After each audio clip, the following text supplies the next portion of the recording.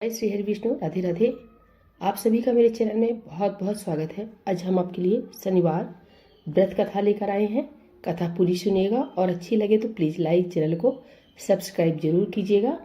एक समय स्वर्गलोक में सबसे बड़ा कौन के प्रश्न पर नवग्रहों में वाद विवाद हो गया। विवाद इतना बढ़ा कि परस्पर भयंकर युद्ध की स्थिति बन गई। निर्णय के लिए सभी देवता देवराज इंद्र के पास पहुंचे और बोले, हे देवराज, आपको निर्णय करना होगा कि हम में से सबसे बड़ा कौन है। देवताओं का प्रश्न सुनकर देवराज इंद्र उलझन में पड़ गए। इंद्र बोले, मैं इस प्रश्न का उत्तर देने में असमर्थ हूँ। हम सभी पृथ्वी लोक में उज्जैनी नगरी में राजा विक्रमादित्य के पास चलते हैं। देवराज इंद्र सहित सभी ग्रह देवता उज्जैनी नगरी पहुंचे। महल में पहुंचकर जब देवताओं ने उनसे प्रश्न पूछा तो राजा विक्रमादित्य भी कुछ देर के लिए परेशान हो उठे। अचानक राजा विक्रमादित्य को एक उपाय सूझा और उन्होंने विभिन्न धातुओं स्वर्ण, रजत यानी चांदी, कांसा, ताम्र, सीसा, रांगा, जस्ता, अभ्रक व लोहे के 9 आसन बनवाए। धातुओं के गुणों के अनुसार सभी आसनों को एक दूसरे के पीछे रखवाकर उन्होंने देवताओं को अपने अपने सिंहासन पर बैठने को कहा। देवताओं के बैठने के बाद राजा विक्रमादित्य ने कहा, आपका निर्णय तो स्वयं हो गया। जो सबसे पहले सिंहासन पर विराजमान है वही सबसे बड़ा है। राजा विक्रमादित्य के निर्णय को सुनकर शनि देवता ने सबसे पीछे आसन पर बैठने के कारण अपने को छोटा जानकर क्रोधित होकर कहा, राजा विक्रमादित्य, तुमने मुझे सबसे पीछे बैठाकर मेरा अपमान किया है। शनि ने कहा, सूर्य एक राशि पर 1 महीने, चंद्रमा 2.25 दिन, मंगल 1.5 महीने, बुध और शुक्र 1 महीने, बृहस्पति 13 महीने रहते हैं, लेकिन मैं किसी राशि पर 7.5 वर्ष तक रहता हूँ। बड़े बड़े देवताओं को मैंने अपने प्रकोप से पीड़ित किया है। राम को 7.5 के कारण ही वन में जाकर रहना पड़ा और रावण को 7.5 के कारण ही युद्ध में मृत्यु का शिकार बनना पड़ा। इसके बाद अन्य ग्रहों के देवता तो प्रसन्नता के साथ चले गए, परंतु शनिदेव बड़े क्रोध के साथ वहां से विदा हुए। राजा विक्रमादित्य पहले की तरह ही न्याय करते रहे। उनके राज्य में सभी स्त्री पुरुष बहुत आनंद से जीवन यापन कर रहे थे। कुछ दिन ऐसे ही बीत गया। उधर शनि देवता अपने अपमान को नहीं भूले। विक्रमादित्य से बदला लेने के लिए एक दिन शनिदेव ने घोड़े के व्यापारी का रूप धारण किया और बहुत से घोड़ों के साथ उज्जैनी नगरी पहुंचे। राजा विक्रमादित्य ने राज्य में किसी घोड़े के व्यापारी के आने का समाचार सुना तो अपने अश्वपाल को कुछ घोड़े खरीदने के लिए भेजा। घोड़े बहुत कीमती थे। अश्वपाल ने जब वापस लौटकर इस संबंध में बताया तो राजा विक्रमादित्य ने स्वयं आकर एक सुंदर व शक्तिशाली घोड़े को पसंद किया। घोड़े की चाल देखने के लिए राजा उस घोड़े पर सवार हुए तो वह घोड़ा बिजली की गति से दौड़ पड़ा। तेजी से दौड़ता हुआ घोड़ा राजा को दूर एक जंगल में ले गया और फिर राजा को वहां गिराकर जंगल में कहीं गायब हो गया। राजा अपने नगर को लौटने के लिए जंगल में भटकने लगा, लेकिन उन्हें लौटने का कोई रास्ता नहीं मिला। राजा को भूख प्यास लगाई। बहुत घूमने पर उसे एक चरवाहा मिला। राजा ने उससे पानी मांगा। पानी पीकर राजा ने उस चरवाहे को अपनी अंगूठी दे दी। फिर उससे रास्ता पूछकर वह जंगल से निकलकर पास के नगर में पहुंचा।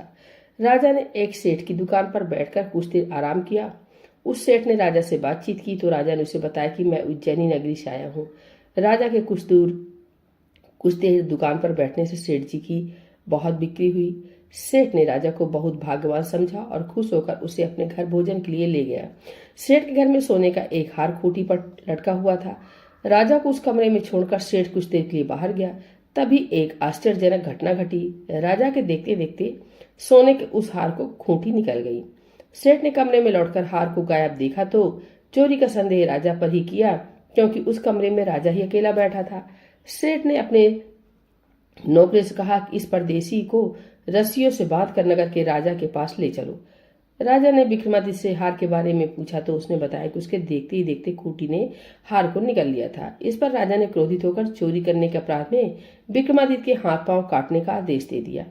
राजा विक्रमादित्य के हाथ पांव काटकर उसे नगर की सड़क पर छोड़ दिया गया। कुछ दिन बाद एक तेली उसे उठाकर अपने घर ले गया और उसे अपने कोलू पर बैठा दिया। राजा आवाज देकर बैलों को हाँकता रहता। इस तरह तेली का बैल चलता रहता और राजा को भोजन मिलता रहा। सन के प्रकोप की 7.5 पूरी होने पर वर्षा ऋतु प्रारंभ हुई। राजा विक्रमादित्य एक रात मेघ मल्हार गा रहा था कि तभी नगर के राजा की लड़की राजकुमारी मोहिनी रथ पर सवार उस तेली के घर के पास से गुजरी। उसने मेघ मल्हार सुना तो उसे बहुत अच्छा लगा और दासी को भेजकर गाने वाले को बुला लाने को कहा। दासी ने लौटकर राजकुमारी को अपंग राजा के बारे में सब कुछ बता दिया। राजकुमारी उसके मेघ मल्हार से बहुत मोहित हुई, अतः उसने सब कुछ जानकर भी अपंग राजा से विवाह करने का निश्चय कर लिया। राजकुमारी ने अपने माता पिता से जब यह बात कही तो वे हैरान रह गए। रानी ने मोहिनी की ओर समझाया, बेटी तेरे भाग में तो किसी राजा की रानी होना लिखा है, फिर तू उस अपंग से विवाह करके अपने पांव पर कुल्हाड़ी क्यों मार रही हो। राजकुमारी ने अपनी जिद नहीं छोड़ी। अपनी जिद पूरी कराने के लिए उसने भोजन करना छोड़ दिया और प्राण त्याग देने पर निश्चय कर लिया। आखिर राजा रानी को विवश होकर अपंग विक्रमादित्य से राजकुमारी का विवाह करना पड़ा।